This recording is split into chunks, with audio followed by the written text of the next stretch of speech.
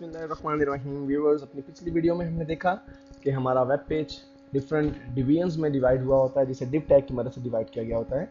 और इस वीडियो में हम देखेंगे कि हम अपने वेब पेज का स्ट्रक्चर किस तरह से क्रिएट करते हैं। व्यूअर्स, बेसिकली आपके वेब पेज का स्ट्रक्चर कंट्रोल हो रहा होता है कैस्केडिंग स्टाइल शीट यानी CSS की मदद से। और अगर आपको अपने वेब पेज का स्ट्रक्चर क्रिएट करना है तो आपको CSS आना ज़रूरी है। लेकिन ड्रीमवीवर में हमें ये फैसिलिटी मौजूद है कि बहुत से सैम्पल पेजेस जो है हमारे पास स्ट्रक्चर्स की सूरत में मौजूद हैं, जिन्हें हम मॉडिफाई करके अपने ज़रूरियात के मुताबिक ढाल सकते हैं और इस्तेमाल कर सकते हैं। और इस वीडियो में व्यूवर्स हम यही करेंगे कि एक हम नया वेब पेज क्रिएट करेंगे और पहले से मौजूद जो स्ट्रक्चर है उसमें हम चेंजिंग करके मॉडिफाई करके उसे अपने ज़रूरियात के मुताबिक ढालेंगे। तो व्यूवर्स, इसके लिए आप फाइल मेन्यू में से न्यू के ऑप्शन पर क्लिक कीजिए।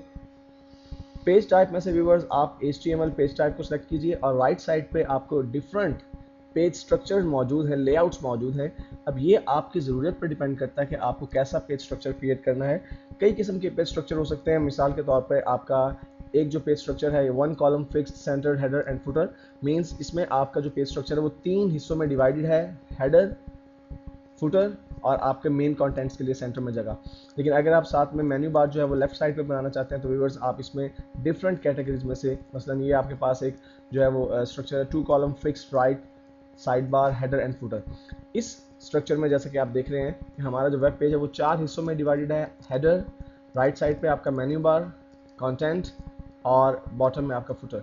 लेकिन अगर आप अपने मेन्यू बार को राइट साइड पे इंसर्ट करना चाहते हैं, लेफ्ट साइड पे इंसर्ट करना चाहते हैं तो व्यूअर्स आपके पास 2 column liquid left side bar और ये 2 column liquid left side bar header and footer ये भी मौजूद है। आप इनमें से किसी भी एक स्ट्रक्चर को अपनी ज़रूरत के मुताबिक जो आपको सूट करता हो उसे सिलेक्ट करके मॉडिफाई कर सकते हैं। जैसा कि मैं इस 2 column liquid left side bar header को सिलेक्ट कर रहा हूँ।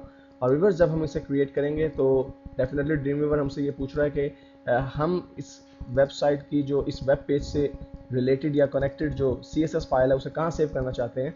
तो व्यूअर्स, मैं उसे अपने CSS के फोल्डर में सेव कर देता हूँ। 2 कॉलम लिक्विड सेव कर दिया व्यूअर्स मैंने। जो ही मैंने इसे सेव किया, हमारे सामने एक स्ट्रक्चर जो है वो अपीयर हो जाएगा हमारे वेब पेज का और हम इसे मॉडिफाई करके चेंज कर सकते हैं अपनी ज़रूरियात के मुताबिक। अगर अभी हम इस स्ट्रक्चर का जायज़ा लें तो हम इसे व्यूअर्स प्रीव्यू करते हैं अपने फायरफॉक्स के ब्राउज़र में।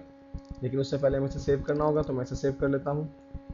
test1.html के नाम से मैंने इसे सेव कर लिया व्यूअर्स। और जब हम इसको देखते हैं अपने वेब ब्राउज़र में तो व्यूअर्स आप ये देख रहे हैं कि आपको ये जो एरिया नज़र आ रहा है ग्रे कलर का, ये आपका हेडर है। यहाँ पर लोगो इंसर्ट करने के लिए आपको जगह दी गई है। ये आपका मेन्यू बार है जहाँ पे आप अपना मेन्यू इंसर्ट कर सकते हैं। और बॉटम पे आपके पास एक और जो है वो थोड़ी सी स्पेस दी गई है। बेसिकली यहाँ पे आप जब अपना मेन्यू बार इंक्रीज़ करते जाएंगे, बढ़ाते जाएंगे अपने ज़रूरियात के मुताबिक, तो ये स्पेस जो है वो कवर होती जाएगी। ये जहाँ पे इंस्ट्रक्शंस आपको नज़र आ रहा है लिखा हुआ और जो हाईलाइट कर रहा हूँ मैं एरिया, ये बेसिकली आपका कॉन्टेंट एरिया है। और बॉटम में व्यूअर्स आपको आपका फुटर एरिया नज़र आ रहा है जहाँ पे आप अपने फुटर के कंटेंट्स इंसर्ट करेंगे। व्यूअर्स, अब हम इस लेआउट को मॉडिफाई करते जाएंगे अपने ज़रूरियात के मुताबिक। तो व्यूअर्स, सबसे पहले अगर आपका कोई लोगो नहीं बना हुआ, आप लोगो इंसर्ट नहीं करना चाहते, तो आप इस जो है प्लेस होल्डर को या इमेज होल्डर को डिलीट कर सकते हैं। इस सूरत में आप हेडर के अंदर एक बड़ा इमेज इंसर्ट कर सकते हैं। लेकिन अगर आपने कोई लोगो क्रिएट किया हुआ है और आप उसमें यहाँ पे कोई लोगो इंसर्ट करना चाहते हैं, मिसाल के तौर पर अगर आपका कोई लोगो बना हुआ है तो हम इस पर अगर डबल क्लिक करेंगे तो व्यूअर्स वो हमें नेविगेट करेगा हमारी साइट में कि आप अपने साइट में से कौन सा इमेज यहाँ पे इंसर्ट करना चाहते हैं। तो यहाँ पे एक लोगो बना हुआ व्यूअर्स, इसमें से अगर हम इस लोगो को सिलेक्ट कर लेते हैं तो आपने जो ही इस लोगो को सिलेक्ट किया तो वो लोगो वहाँ पर इंसर्ट हो गया। लेकिन ये लोगो चूँकि बहुत बड़ा है और पहले जो जगह बनी हुई थी इस लोगो को इंसर्ट करने के लिए वो छोटी थी, इसलिए ये जो है इमेज हमें सूट नहीं करता। मैं Ctrl+Z प्रेस करके इसको रीस्टेट करता हूँ पुरानी कंडीशन पे। और अगर आप लोगो इंसर्ट नहीं करना चाहते तो आप इसे सिंपली डिलीट कर सकते हैं। व्यूअर्स, जो ही आपने इसे डिलीट किया, आपका जो हेडर का एरिया है वो सुकड़ गया है, क्योंकि पहले इसमें एक इमेज की प्लेस थी, एक इमेज रखने की जगह थी, जो कि अब ख़त्म कर दी गई है। इसलिए बाय डिफ़ॉल्ट इसकी जो विड्थ या ऊंचाई है वो कम कर दी गई है।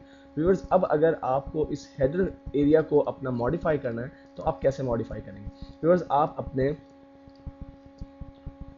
प्रॉपर्टी इंस्पेक्टर के साथ देखिए, यहाँ पर आपका टैग इंस्पेक्टर भी मौजूद है। और अगर आप टैग इंस्पेक्टर में देखें, इस वक्त आपका कर्सर अगर हेडर में है तो आप यहाँ पे देखेंगे कि आपका प्रॉपर्टी इंस्पेक्टर शो कर रहा है बॉडी में डिव कंटेनर और डिव कंटेनर में डिव हेडर। ऐसा क्यों शो कर रहा है?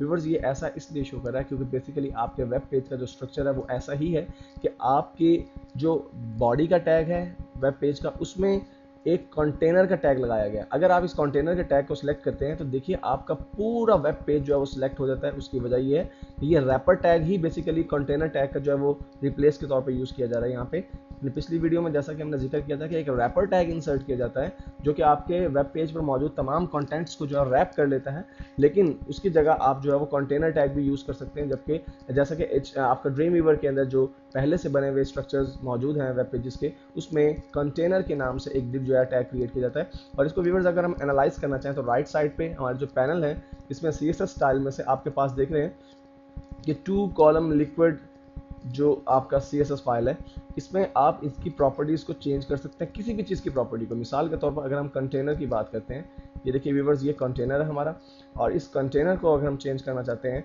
तो इसको हम डबल क्लिक करते हैं। जैसे ही हम इसको डबल क्लिक करते हैं व्यूअर्स, आप अगर CSS को नहीं भी जानते लेकिन आप बहुत सारी चीज़ों को मॉडिफाई कर सकते हैं। ड्रीम वीवर आपके लिए खुद ब खुद उसके कोर्स जो है जनरेट कर रहा होगा।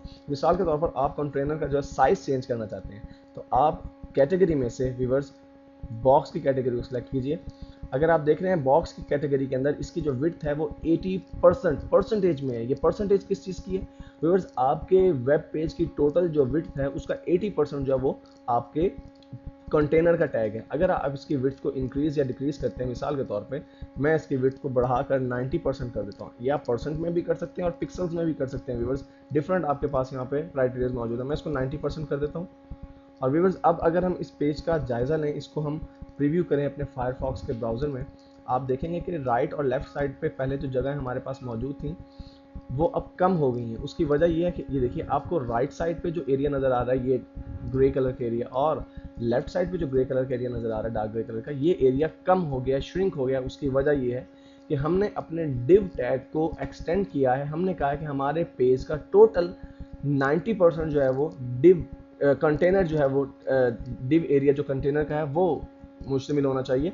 इसका मतलब है कि आपके पेज के टोटल जो है, अगर इसको हम 10% के 10 हिस्सों में डिवाइड करें तो उसमें से 10% एरिया जो है वो आपको उसको 2 हिस्सों में डिवाइड करके 5% राइट साइड पे और 5% लेफ्ट साइड पे शो किया जा रहा है। व्यूअर्स अब मैं इस चीज़ को कम करके आपको दिखाता हूँ कि अगर हम अपने कंटेनर के विड्थ को कम कर दें तो फिर वो हमारा कंटेनर टैग किस तरह से शो होगा।